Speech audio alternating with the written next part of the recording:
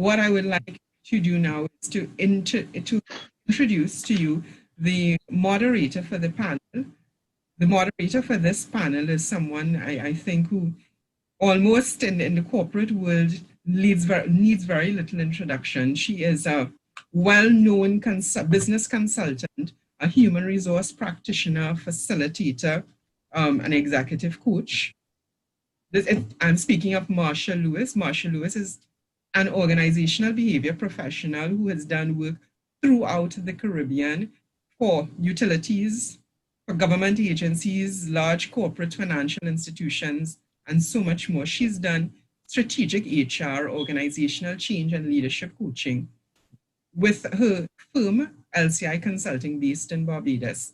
So Marsha, when we start talking risk, I mean, she could give you so many examples. So this is something that I know that she knows well and can really, really draw out from the conversation. So having said that, I would like to allow Marsha to take the floor and to start the panel conversation to explore some of what Richard just shared with us and some insight from our fellow panelists. Thank you very much, Marsha. Thank you so much, Natasha, and good morning, everyone. Richard, I'm very proud that we share the same last name. I take all of the joy in saying, yes, that was definitely a Lewis speaking there, so well done. Caribbean sister. Absolutely.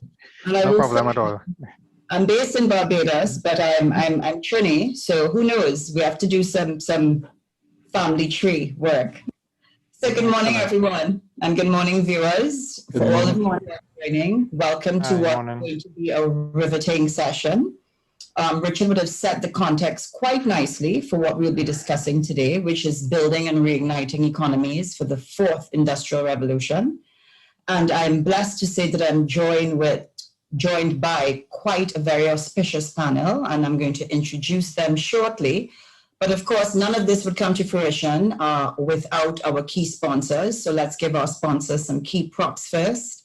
We know who they are. If you see the screens behind Dr. Douglas and Kelly, you would see them well shared there. So again, to Strategic Leadership Advisors, to WePay, to TTRM, to the Beach Associates, and of course, we can't forget our very own LCI as well. And of course, our core sponsors, Hitachi, First Citizens, and of course, National Gas Company of Trinidad and Tobago. So having set quite an interesting context, we're going to jump right into it. And in that regard, allow me to introduce our fellow panelists. And they are, let's start first with Dr. Kirk Douglas. And let me give you some quick insights on Kirk. So Kirk, welcome. And I believe you're based in beautiful Bin, as am I. Yes, I am. Thanks. All right, so Kirk is the Director of Center for Biosecurity Studies, UWI-CAFIL, and he is actually the inaugural director of the University of the West Indies Center, which is referred to as CBS. And what they do is they define biosecurity as the science and practice of safeguarding of lives and livelihoods through the reduction of systematic threats in biological ecosystems. And when you look a little bit about Kirk and you understand what he's doing, it's quite an interesting and fascinating body of work. It's the first I've really heard, so you've edified me in that regard. So we're going to be really learning quite a bit from Dr. Douglas this morning. Again, thanks for being here. Thank you, too. Secondly, we have the lovely Kellyanne Richards. Kellyanne St. Clair Richards. Let me get your name correctly. Pardon me. Welcome, Kelly. And Kellyanne is an energy sector professional, a certified governance, risk, and compliance professional. She has over 14 years experience in the energy industry and sector and has extensive experience specifically in commodity sales, project management, de-evaluations, risk management at both the enterprise and project level. Kelly, looking forward to speaking with you. And I believe we also have Mr. Hopkinson as well. Is Tracy there? Is he there? Yes? Hello, hello. Hi, how are you? And let's just call him AKA Scorch. Yeah? The man himself. Yeah? Well, great to have you. And talk about an entrepreneur. He's the director and founder of Scorch Limited. Mr. Hopkins, Mr. Hopkinson has operated within the entertainment industry for more than 20 years in a variety of roles. So you're looking at an entrepreneur, DJ, MC, actor, visionary, marketer, brand developer, and I want to go ... Great to have you. Looking forward to having your energy on the chat. Thanks. All right. And just checking in quickly, because we are moving so fast here. I see Aldwin has joined us. Hi, how are you, Aldwin? Hey, Marsha, how are you doing? I'm well. Good. And Aldwin is the CEO of, and let me make certain I'm pronouncing this properly, WePay.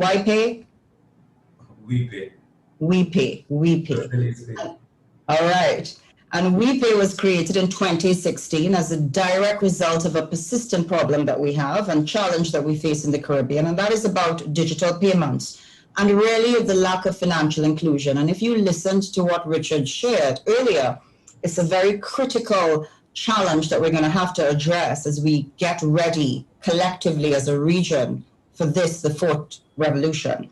So the creation of WePay was developed really to allow for that inclusive platform that is secure, flexible, and simple to use. Again, quite innovator. Looking forward to hearing from you.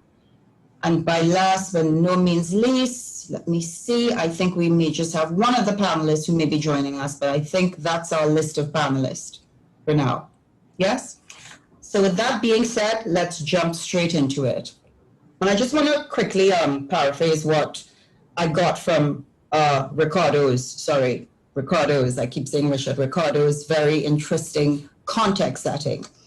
And I heard you say, Ricardo, for us to really be readied, we need to ensure that we are economically agile, politically flexible, and culturally open to what is going to be a change. And I think with that being asked, the first question is for you, Aldwin, and that is, given what we understand disruption to be and should be, how can it be used to really reignite our collective economies while automating processes? Aldwin? Sorry, Marsha. That's okay. So how we can, it was coming in big. Could you just repeat the question? Hello for me. Sure, no problem. Specifically, how do you use what we have defined as just these disruptive solutions to really help us reignite our economies? And I think in your case, given what you've done for WePay, you're a prime example because you've taken this already at an island level. So share with us. Sure. And that's a good question. Thank you for that, Marsha. Disruptive technologies, I mean, as it's been touted, to me, it's disruptive in the eyes of the existing institutions. But technology is for advancement, is for change. Technology is, what any industry needs to embrace so that it can move forward. Now, because most existing or legacy businesses and institutions are not really built on technology, we have this phrase, disruptive technology. WePay, as you mentioned, is classified as a disruptive technology because it's disrupting the norm of how payments are done. But that norm doesn't make it right. The norm that we're talking about is going to, those legacy financial institutions, getting signed up and using some of that services that they provide. Unfortunately, those services haven't kept up with the times. Some of the services that they provide are lagging tremendously behind the solutions that we want to use. So WePay bringing payment technology into this space is not actually disruptive, it's what's needed. But since the institutions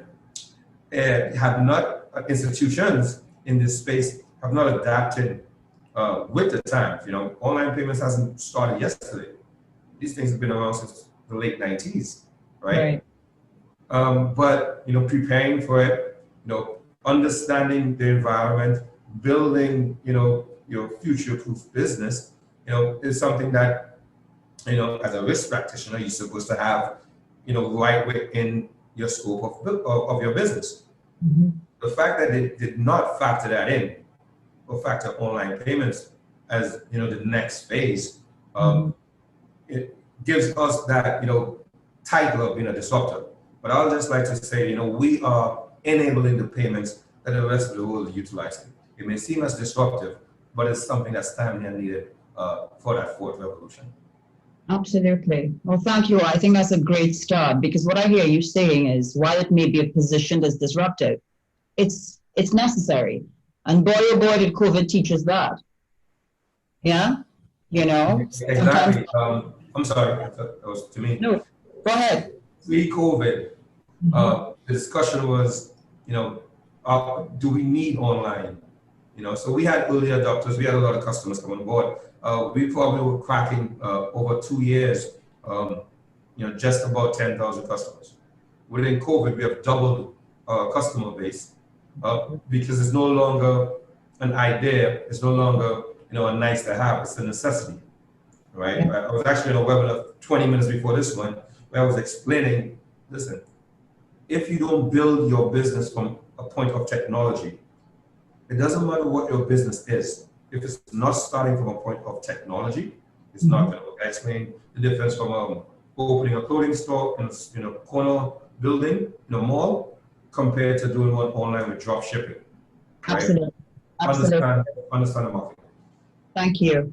Thank you. And I think that's a great segue into, Ricardo spoke about so much of this fourth revolution tends to be technology or articulated as technology. But there are other key factors that, we are at a risk-based conference that are at risk, that if we don't factor into the equation now, we're going to get the short end of the stick. And in that regard, I want to move to Kellyanne,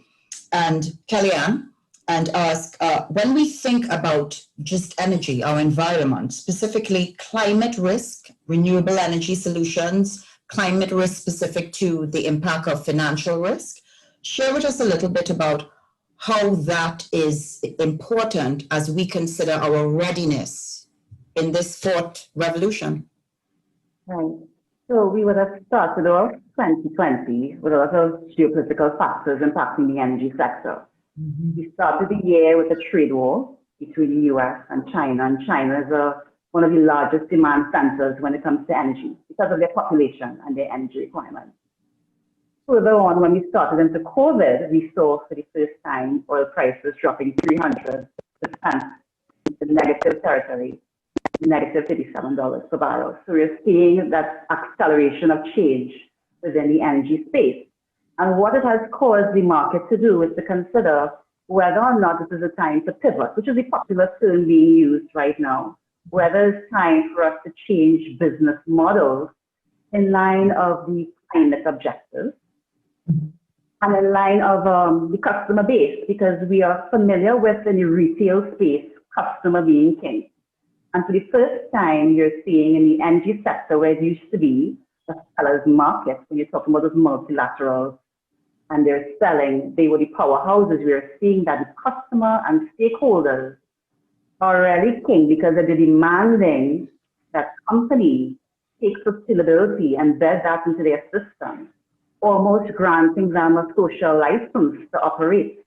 So we're seeing that customers now, by way of how they're protesting, by way of their personal values, are demanding that organizations change how they use energy and which energy they choose to sell, right? So we're seeing in global stock markets that oil companies are very low in the stock market, and you're seeing that green technologies and those who are investing in clean energy are generating greater returns than those who have invested in hydrocarbon markets. So when we talk about the climate risk agenda and the Paris Agreement in 2015, with all these countries, 195 countries would have signed on, saying, making commitments, and Trinidad and the Caribbean was actually forefront in terms of ratifying the agreement ahead of a lot of other developed economies.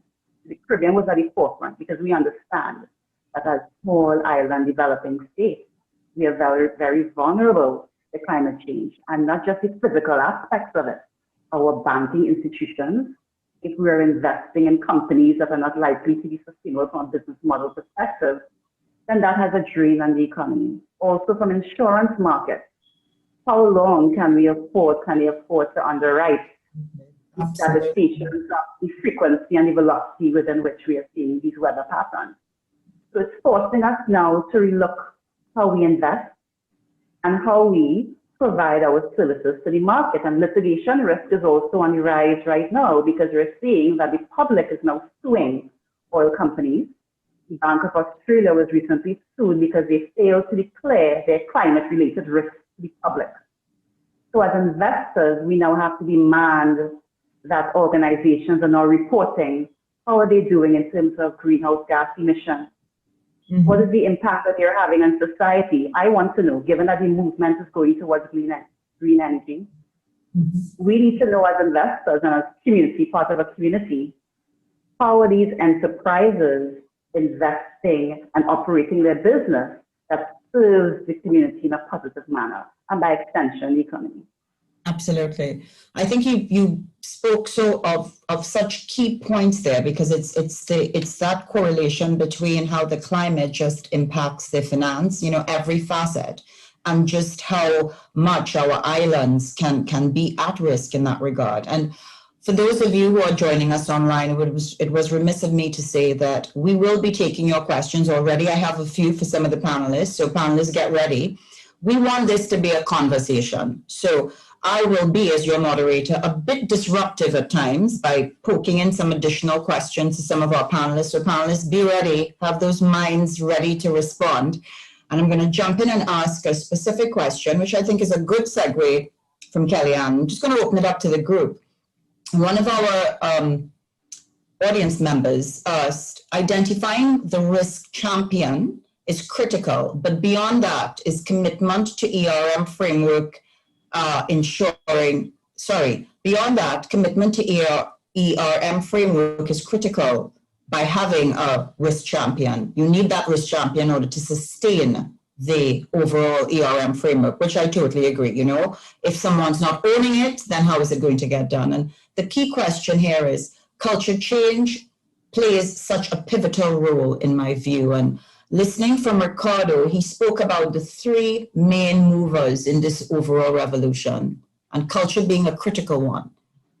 Panelists, what are your thoughts? And I'm going to kind of move to the man of the moment who understands the culture because he's capitalized it. So Tracy, I come into you. Mr. Scorch, talk to us. What role does culture play in terms of readying us as a people to be on the verge of this next revolution? How critical is it? Well, I would say our culture is a gift and a curse, the things that make us who we are could also be the things that make us, at risk, as we can see going on here now.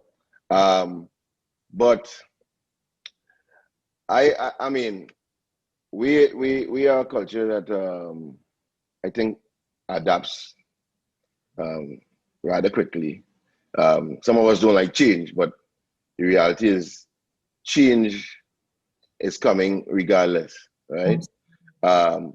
We are somewhat, even though we are a wine and jam culture in Trinidad, we're still very conservative, and you can see that taking place now with this our reaction to the pandemic, which some people will complain about.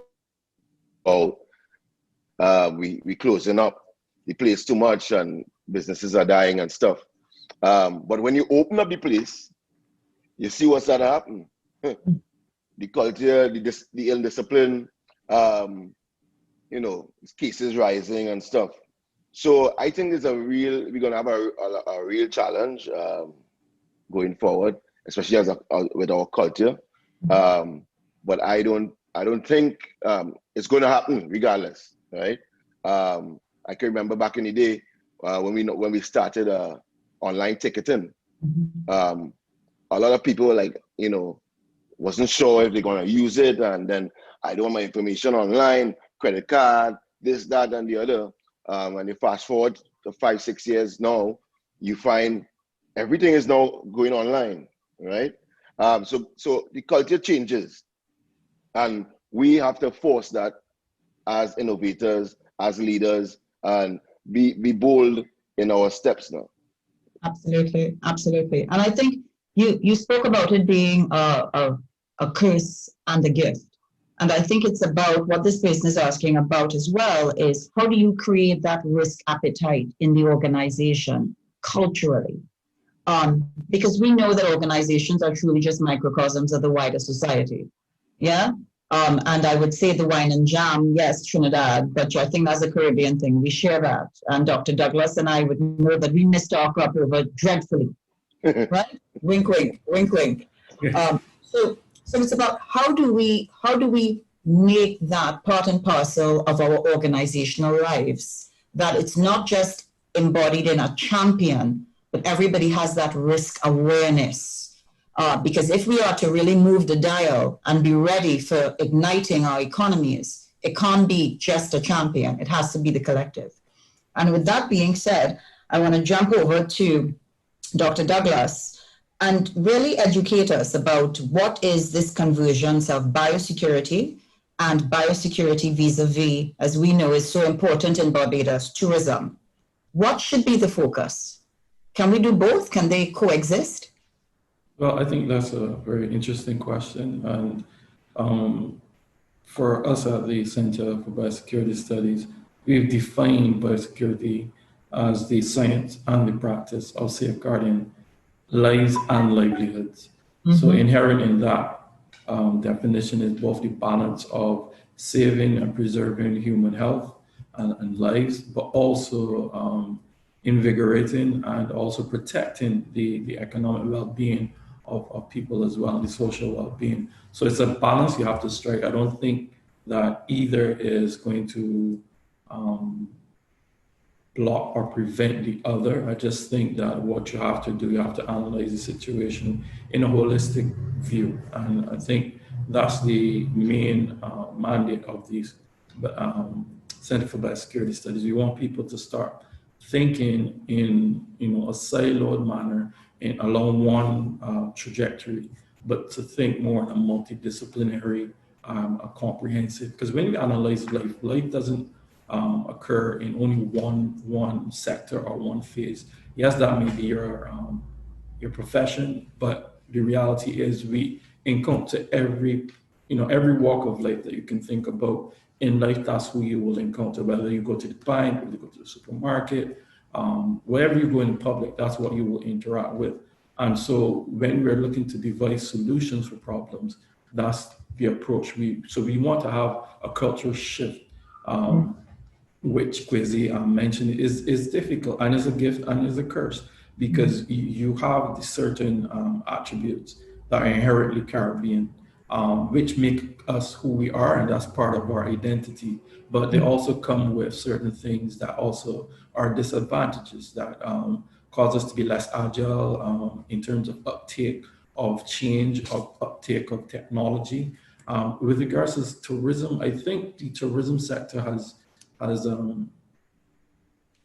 in the grand scheme of things, they have embraced the digital, the fourth revolution. When you think about booking online, your ticket, your hotel, if you're going to rent a car, if you're going overseas, all of that is really done online, and that was some time ago. But I think now where tourism will be challenged is in terms of the curse part of it, because with the movement of people and goods come also inherent risks for your country, whether it be the introduction of diseases, whether it be the introduction of pests, or even illegal crimes as well. And then concomitant with the opening up of economies with the digitalization and the fourth industrial revolution also comes inherent risks as well. We know about cyber crimes, cybersecurity,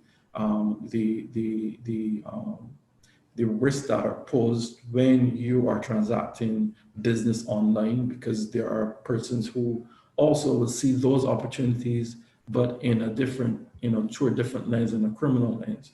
So I think within that, we have to look at the total picture. With tourism, I think what we need to do is definitely enrich the visitor experience. So when you take a flight, a visitor takes a flight from wherever they are, maybe in Europe, when they actually are looking online, is that experience good? Is that experience enriched? Are they able to see, I don't know, 360 videos of where they're going so they can actually really immerse themselves even before they start whet their appetite? Then when they come to the Caribbean, is that experience after they deboard the plane, when they're going through customs, do we now have that digitalization in place where you can scan your passport and you can ease those long lines so that the whole experience now is much more palatable for the visitor, and they are actually looking forward to doing that. And that, I think, is a good way to look at tourism. But I mean, some may also argue, should we be looking to diversify our economies away from tourism and to, to see if there are other avenues to bring in revenue into the Caribbean, along with tourism, not to just, completely obliterate it, but to partner with it so that we can then build resilience within the Caribbean, so that if something like COVID ever happens again, God forbid it does, then we have other revenue streams that can exist and that can work. So that would be one. No, and I think it's a very valuable point, because you are looking at it at the most base level, the individual first. At the end of the day, that's what our societies really are amalgamation of, individuals. But you also said something, and I want to sort of throw the ball back to Aldwin and then Crazy in this regard. You spoke about that culture shift around stepping outside of what we know our norm to be. In the Caribbean, we know we are heavily dependent on tourism. We see it here in Barbados. We see it in the OECS in particular. We know in Trinidad, Carnival is a key part of not only our culture, but also building that tourism base as well. How do you change that norm? How do you change that behavior? And why that's important is, as much as we speak about online and digitization, I will tell you this. My mother, I hope she's not listening, not giving the credit card information online to anybody. No, not at all. It's not happening.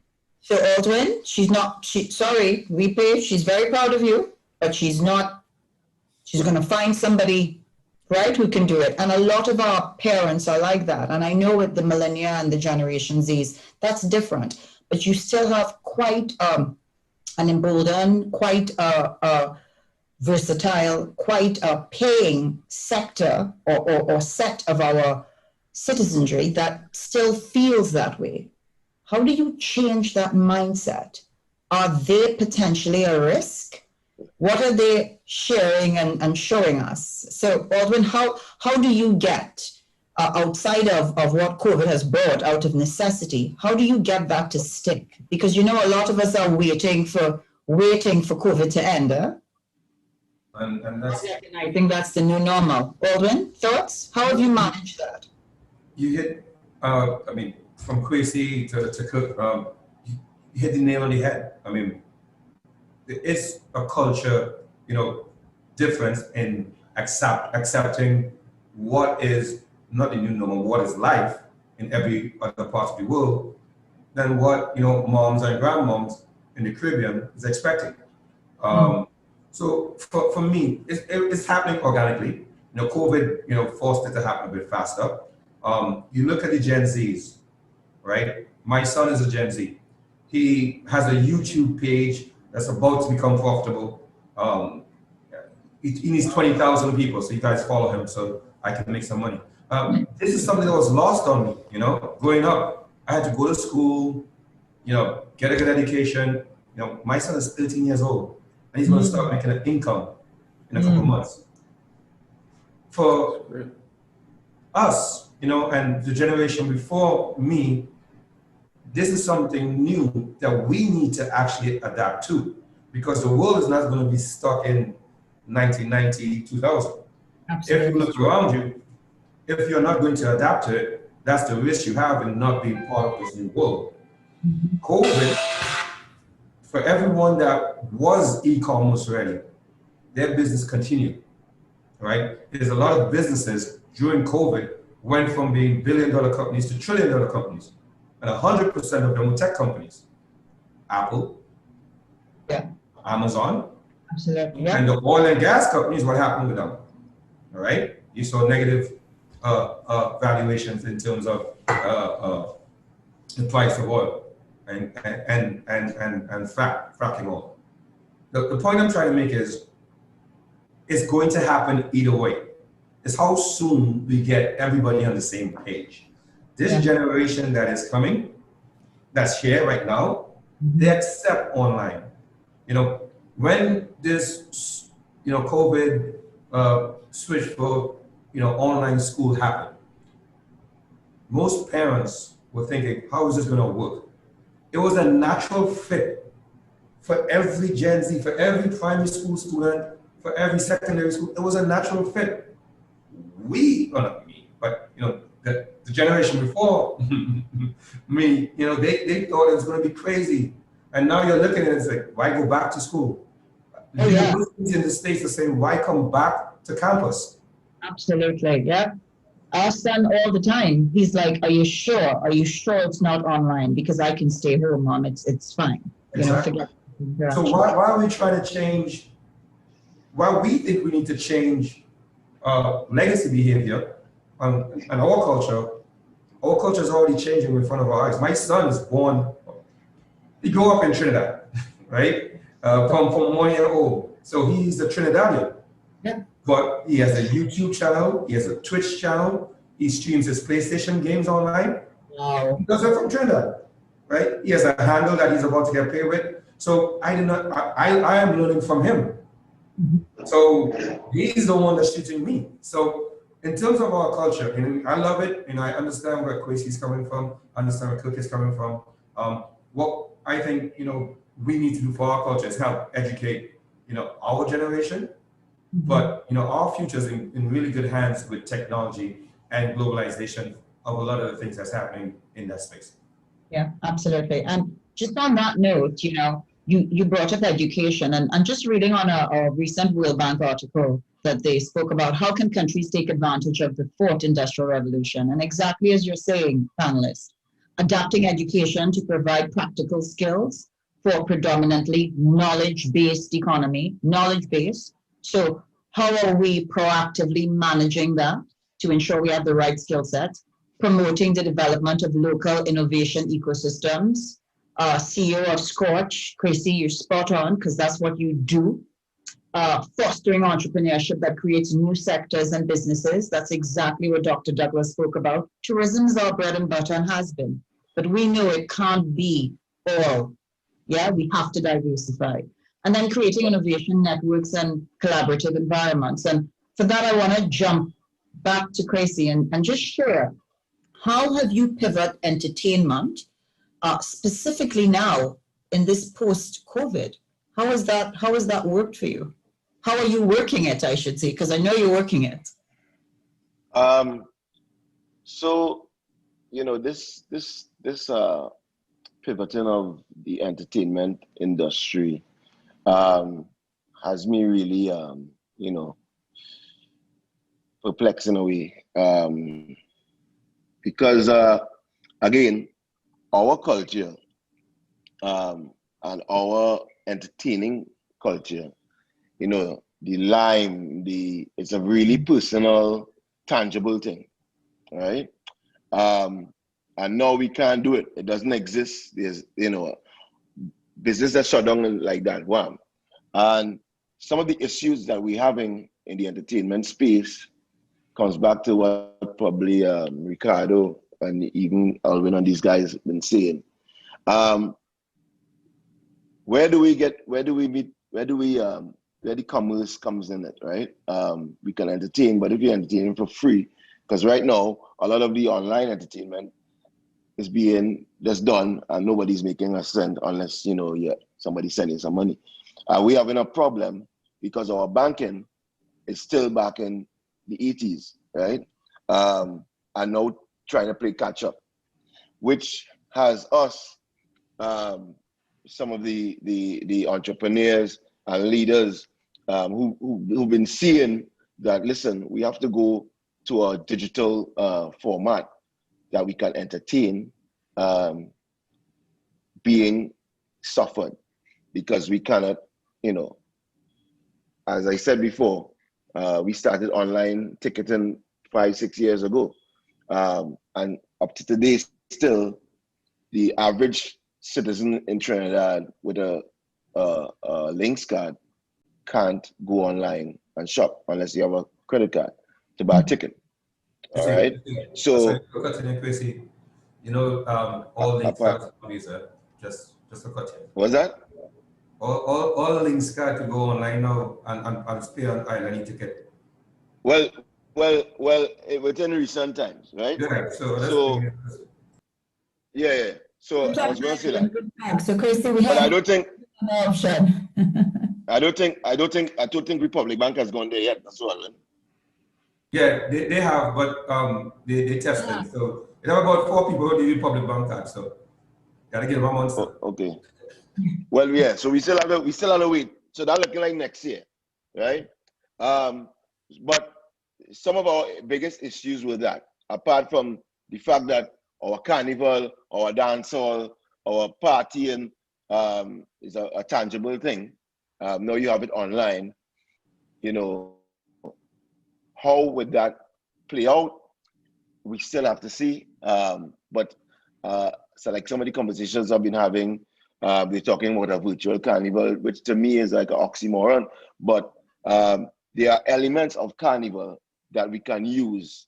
For example, the March Gras show, the Kings and Queens, these shows that we can create a digital and show and present this to the world instead of building a stand that costs us a couple $1 million that only been used for maybe Panorama semis and one other night, right? Yeah. We can use this opportunity, right, to pivot into the new opportunities, right, where you can showcase, our traditional mass, showcase our performers, our calypsonians, storytellers, whatever, to the world, using less of, public purse in terms of infrastructure, but more creating online opportunities, right? Mm-hmm. So that's some of the avenues I see that we can pivot in. Now, the traditional, what we are accustomed to, party, living, dancing, grinding, jamming, there's no substitute for that. And I mean, I said before, we almost in space now with that, because that is what we knew. So now it's opportunity to create something new, right? And also that's to touch back on what you were discussing before. I think education plays a lot to do with culture change, right? And where you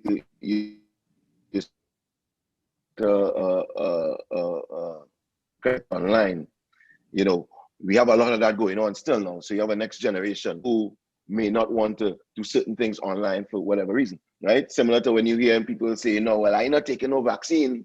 I ain't taking no vaccine with this corona thing, right? And I'm like, and to me, like, so you never take smallpox, yellow fever, all the vaccines before. You never take them, right? And we live in 2010 with so much more. Chrissy, can you hear me? Yeah. You hear me? Yeah, but you're breaking up a bit. There's a bit of a delay. I'm not sure if the other panelists are hearing it. So I'm just gonna summarize what I hear you saying, and I want to bring Ricardo back into the conversation. So really spot on, and I hear you. There's just no substitution for that relational piece. Your last point, I think, was on education, but it's about how we pivot. It is not beyond us, but it is about a real, I mean, Marley said it best, right? We have to emancipate ourselves from certain mindsets that we have. And I want to bring back the gentleman who set the context for this entire conversation, Mr. Louis Sir. Where does the NGC, you made a really good point around KPIs and, KPIs is about how you manage that go forward piece, but the risk piece, which is where this conference is really focused, is about the pre-planning. Share with us, based on what has been discussed and what we see this new revolution being, or what we see being required of this new revolution. Where does an organization such as yours stand? And what are you doing more purposefully to get there? That's my first question. Part B of that is, are there any lessons learned that we could apply in the other industries and sectors to ensure that we're ready? Yes, thank you, Marsha. Most definitely, in terms of pre-planning, I mean, there's an old adage that says, if you fail to prepare, prepare to fail. And that is very, very relevant when you're in an industry such as the energy sector, in oil and gas. Decisions that don't go well, or whether it's a process safety management issue or operational risk issue, the consequences can be high, can be devastating because of the investment in the capital in the projects that would have been used, whether it's an offshore platform or onshore facility. So pre-planning for companies, especially in our sector, is critical, because we cannot afford to accept mistakes or risks that may materialize, that may impact us harmfully, not just from a financial perspective, but also from a personnel, a HSSE perspective. And you saw the major energy players in the world globally, risk management to them is part of their strategic planning. And any project they undertaken, whether it's onshore or offshore, they go through a risk assessment process thoroughly that captures any sort of risk, and we prepare mitigation plans for it. So in terms of key risk indicators, that forward planning is critical. And quickly, I can just jump back into what we did at NGC. Because of the national gas company's critical role to Trinidad and Tobago in terms of providing natural gas to our national electricity provider, we understood years ago, as I said, even with MERS and SARS and the Ebola virus and now the COVID, that we need to keep the lights on, working in conjunction with TNTech. And therefore, there is no opportunity or no room for us to not plan ahead for such strategic risks that may impact our strategy. Part of the planning will also include not just the realization or the mitigation of the risk, but also to have a very robust business continuity plan in place. Throughout this COVID-19 pandemic, at no point in time was there any major power outages within Trinidad and Tobago, hospitals, etc. We assisted with the national service provider to keep the power on. So within this industry, it is critical pre-planning for your risk and preparing mitigation plans is of importance. It will be different for other levels of the economy. An entrepreneur would have a risk management plan also, but they may be more agile and they could perhaps bring risk management in later on in a process. But for the energy companies, because of the cost and the funding involved, it's critical for us to get it right up front. Yeah, for sure. Just given the size and scope. You know, you spoke about something, and I want to open this up for all of the panelists. When I listen to what we're discussing here and, you know, wearing our risk hats, it's really about reinvention, isn't it? It's about reinventing how we see risk, reinventing how we see risk, to Ricardo's point, proactively. So it's part and parcel, it's not an afterthought. Reinventing everything, Dr. Douglas, from how I see myself from an individual perspective and the risks that I open myself up to and that role. Everything from what Kellyanne said in terms of the compliance and the overall governance piece. Because I can tell you, when we go into organizations, often when we talk about risk is, all right, it's the CFO and the risk department who tie our hands, right? And say what we can't do. Yeah? I don't know if that happens to just me in my world as a HR person, but they're like, you can't do those things. And we have to change that mindset. We have to reinvent ourselves, because if we don't, we run the risk, no pun intended, of not being ready for this next leap. It's here already. So with that being said, Kellyanne, I want to ask you, from a financial management perspective, Ricardo spoke about it in terms of SMEs, entrepreneurs, folks who are self-employed. How do they reinvent themselves to be ready for this fourth revolution, but also to do it with a sense of real purpose and conviction? How do they get ready? And I'm starting with Kelly, but I want each panelist to think about that question. Kellyanne? I think entrepreneurs, they need to look at the business space with a new lens. Mm-hmm. Because in all this chaos, there are lots of opportunities. So if we're looking at tourism, and there are territories globally that are experimenting with the bubbles, the territorial bubbles. So what we may see is, as much as people may want to do more domestic travel, perhaps in the CARICOM, setting the governance structures and managing the risk in a way that makes people comfortable to travel, because what you're going to see, you're not going to have many people coming from Europe or further territories. You're going to see people preferring to either travel within their own country, mm-hmm. or perhaps feeling comfortable traveling within those islands or territories that are closer within. And therefore, we have to ask ourselves, which steps are we putting in place to allow for that segment of the economy to be revitalized, right? Perhaps the world is moving to a more greener space. We're looking at sustainability. How about how we craft our sustainable tourism package, right? Ecotourism, and how we view preserving biodiversity. It's a matter of observing what are some of the problems that we're seeing, and how can you craft a solution that can deliver the values, not only your customers, but the community as well. Absolutely. I would agree. Dr. D, your thoughts? Well, to follow up from what Kellyanne said, I think, education is vital, because if you with ignorance, and ignorance being the lack of information, then you're not able to make an informed decision. You're not able to think in a way that would be beneficial to you. So with respect to what she mentioned about the bubble, that's a biosecurity concept in terms of you're trying to protect the ecosystem, which is really the Caribbean. And so what they have done is put in place certain rules and regulations to have a regulated flow of tourists into the Caribbean. And by doing that, you're able then to try to mitigate against the risk of COVID-19 coming into the Caribbean and spreading like wildfire.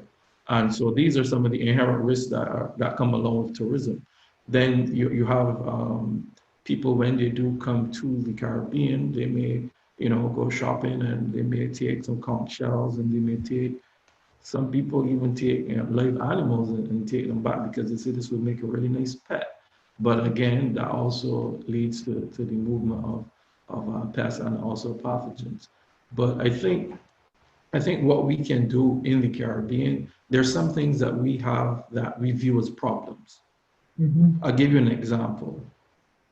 As smaller and developing states, waste, whether it be solid or liquid, is viewed as a huge problem at the governmental level, public health, economic, because you have to pay a lot of, the government has to, spend a lot of money to try to keep garbage and sewage in control.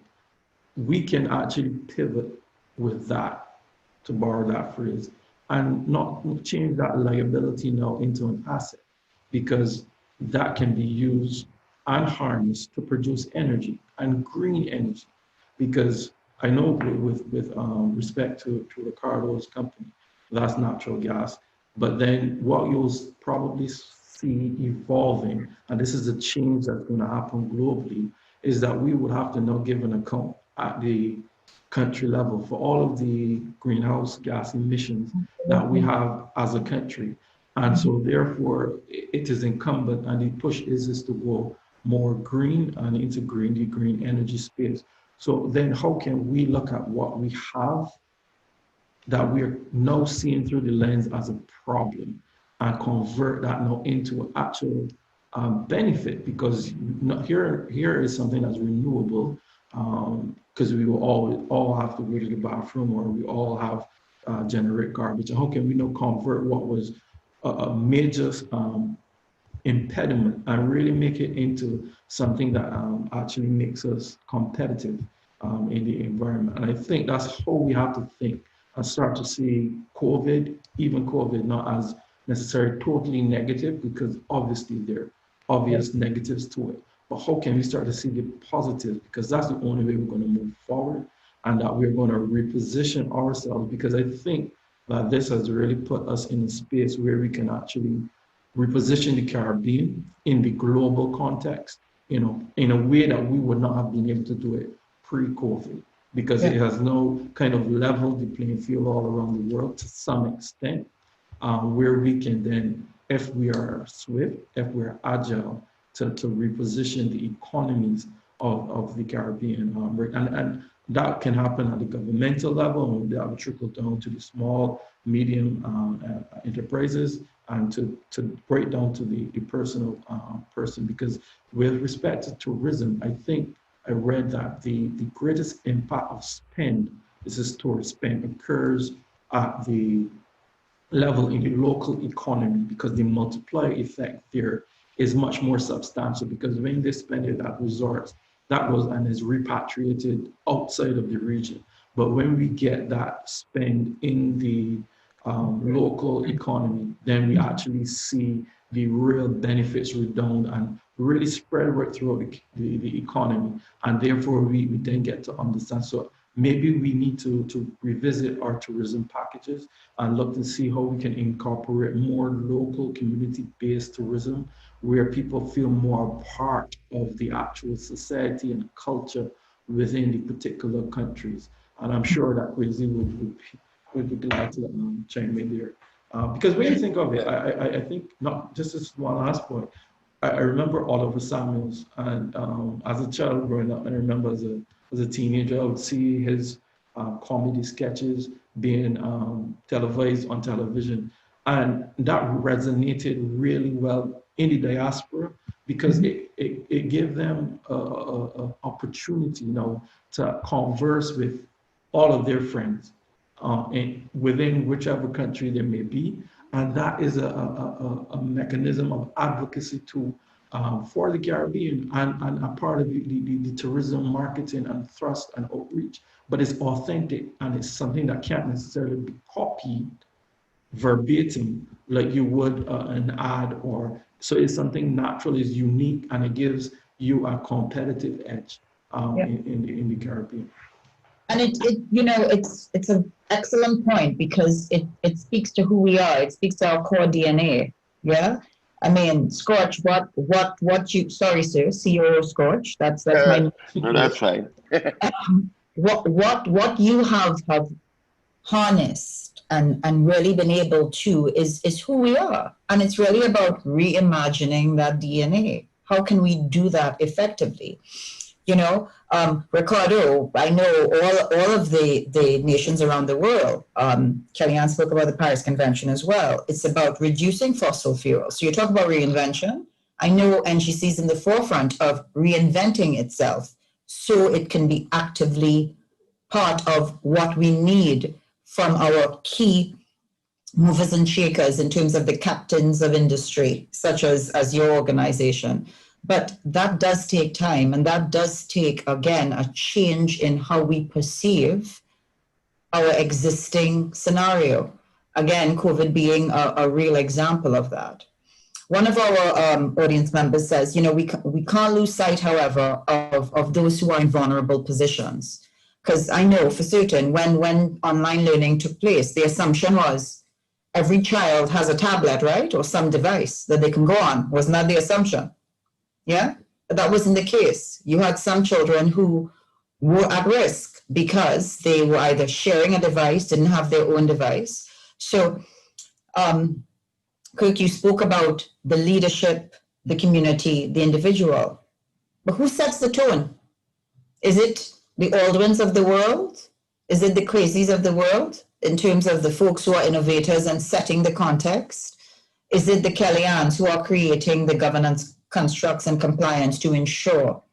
Or is it the large corporates like an NGC? Where does it start?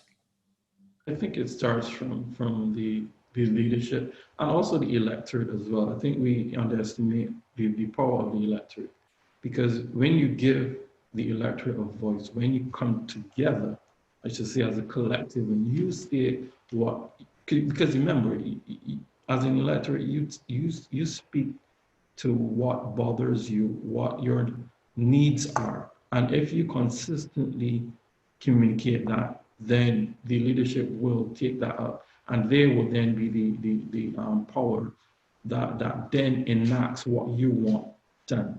But you can only have that if the electorate is informed, because if the electorate isn't informed, they don't know, or in terms of the majority, they don't know collectively that this is what it should be. You may have a few persons who may, be activists or champion a certain cause, but until the collective understands, and that's what I mean by getting down to the grassroots level, where everybody gets it, and that public awareness, that is necessary. Because when you have that, then you understand there's a groundswell that cannot be ignored. Agreed, but let me ask the rest of the panelists, is this a grassroots thing? Are we readying ourselves, revolution-wise? Yeah. I think the revolution, it starts with individuals, forward-thinking visionaries. Most of the time, they set the trend. It's like the mosquito in the room. You think this small mosquito what it could do, and then the next thing everybody had dengue, right?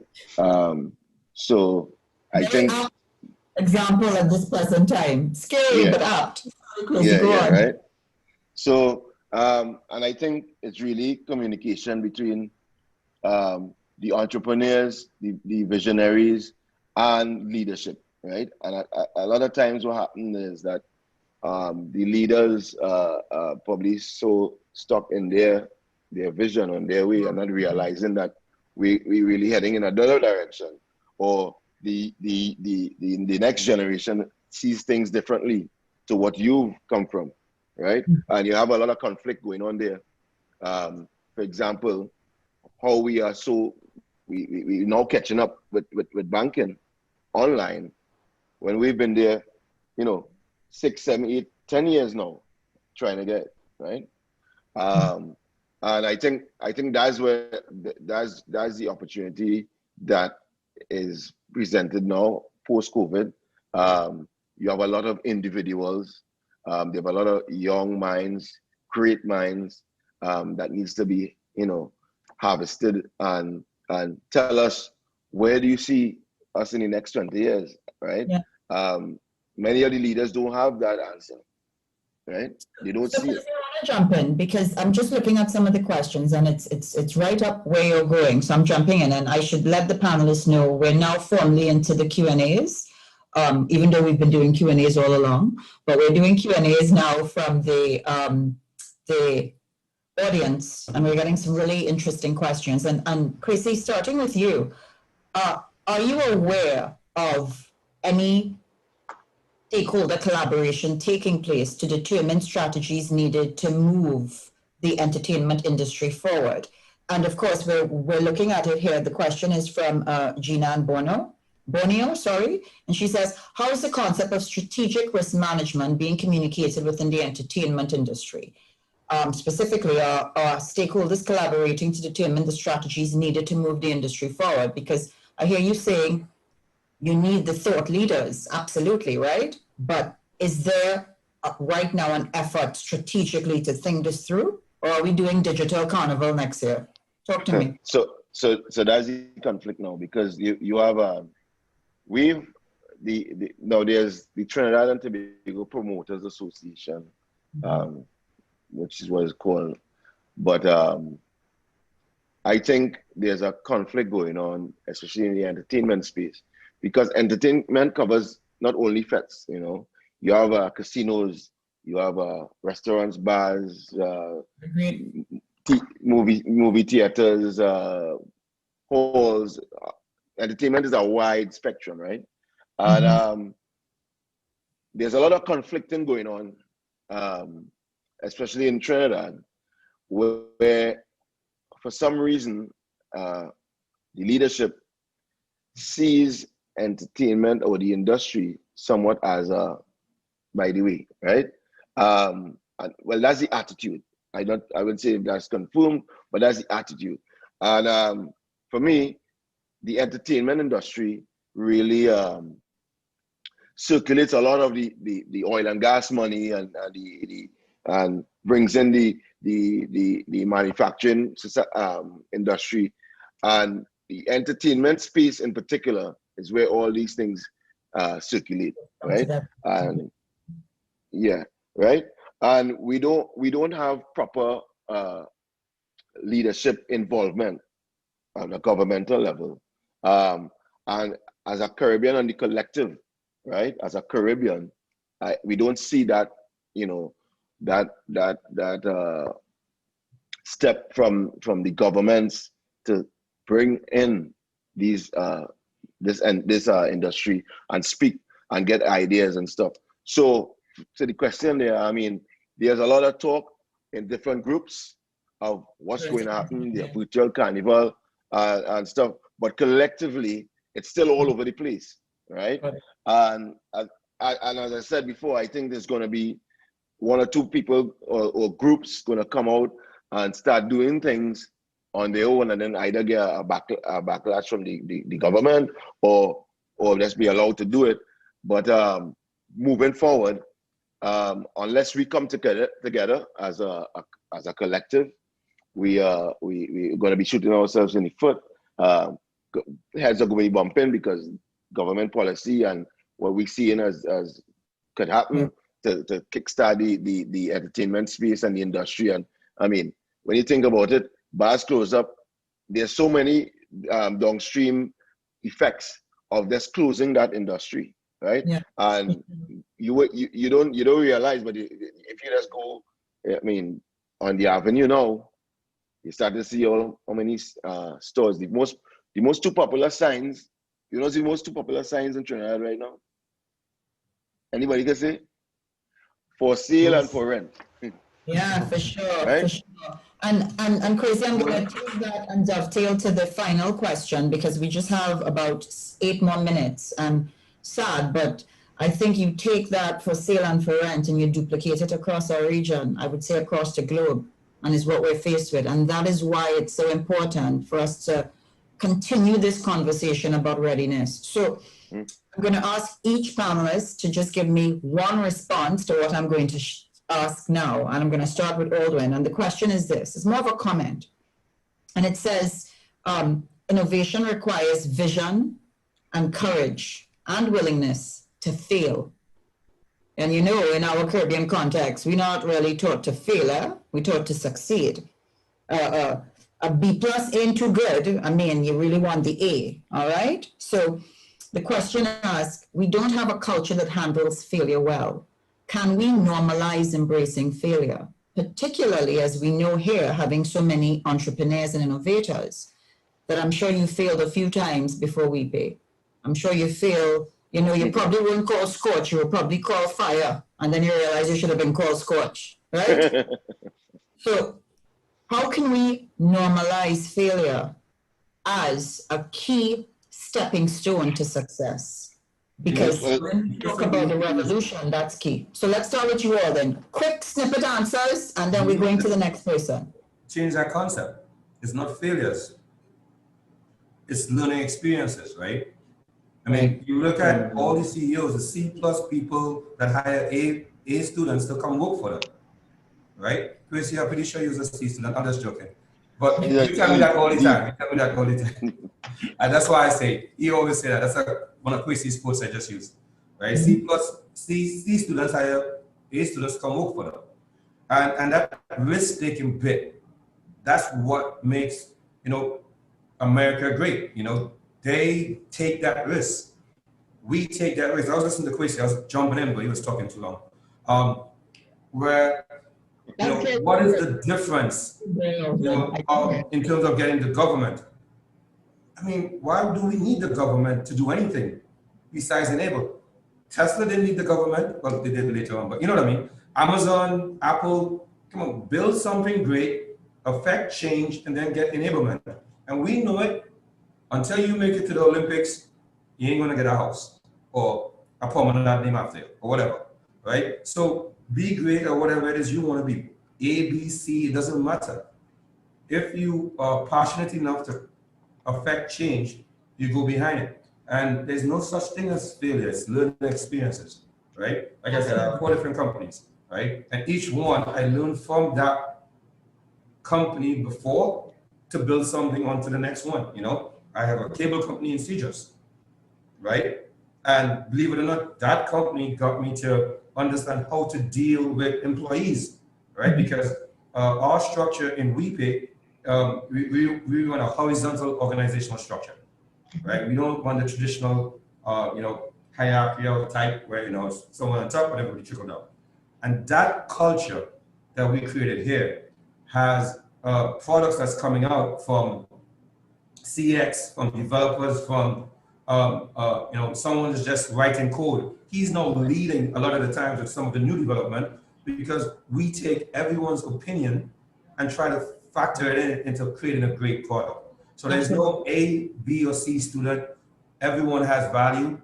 Let's look at creating value. And if there's a take-up by society, then it's something good. Don't look for a handout or don't look for the government to lead. So Kwesi, I hear you talk about the government not taking the entertainment industry serious, but whatever, okay, let them go look for oil, let them go look for gas. I'm not too sure where they're going to sell it in the next 10 years, right? When everything is going to go eat and green.